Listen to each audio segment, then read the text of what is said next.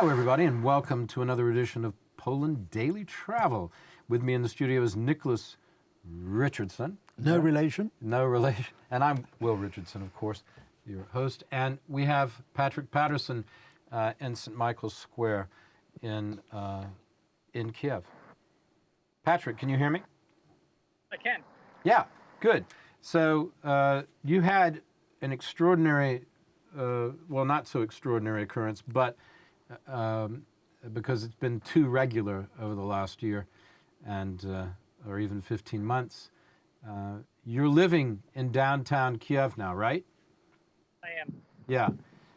Beautiful downtown Kiev. And last night was perhaps the biggest attack on Kiev of the entire war in terms of missiles and drones. That seems to be what people are saying. It is correct.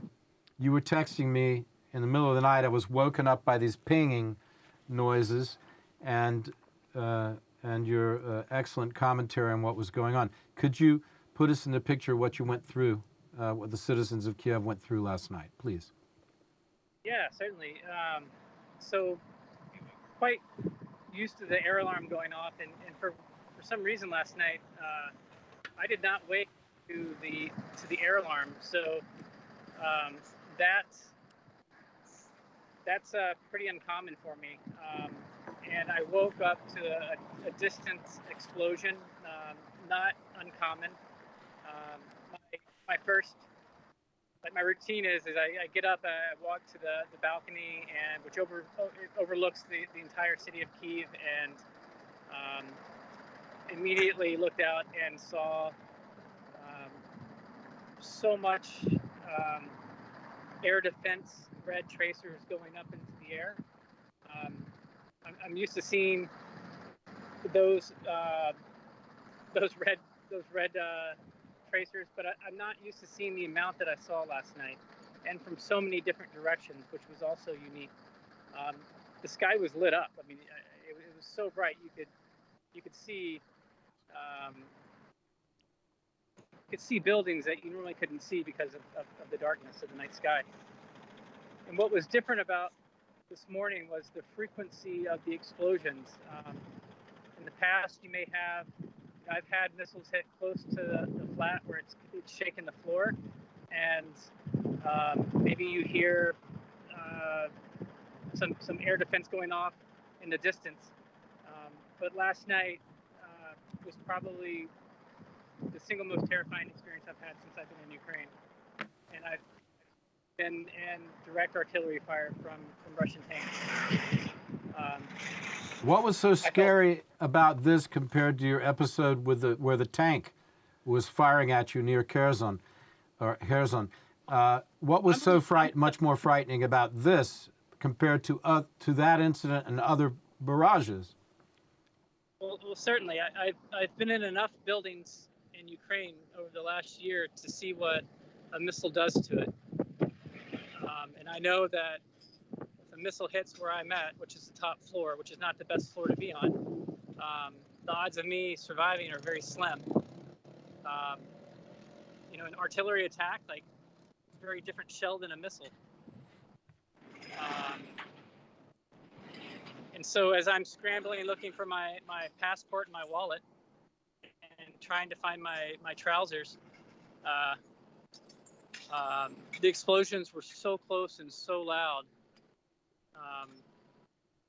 that I could feel the concussions of each explosion in my body. Usually the subway is a shelter, maybe a 5-minute walk, and that was where I was going to try to go. And as I walked out the flat exit in Ukraine, a lot of people who take care of the maintenance and the grounds of these building blocks live below the apartment complex. So she had her door open, and I was able to take shelter underneath my flat in a basement in someone's home. So there were families that were huddled in there, their animals, pets, and it was constant. It wasn't just like an explosion and then you would wait a few minutes or a few seconds and hear another one. It was the grand finale of any 4th of July celebration that I've been to. Yeah, the picture you sent me, that's fascinating stuff. The picture you sent me on Messenger looks exactly like a vast, 4th of July, Independence Day celebration, or whatever, Bastille Day, whatever your pleasure is. So the air alarm ended, and I went back upstairs, and what's interesting is that maybe 3 to 4 minutes after being upstairs, just the amount of time to get back into bed, I hear the faint distance of an air alarm, and the air alarm that normally sounds in my district was not going off. So I checked my phone, and sure enough, we were under another air alert after the first one had expired. So that might be why I slept through that first air alarm. Maybe it didn't sound. It was just too faint. All right, we've got to stop there. We'll come back with some more tomorrow night with Patrick Patterson in downtown Kiev and with Nicholas Richardson in the studio. Thanks for watching.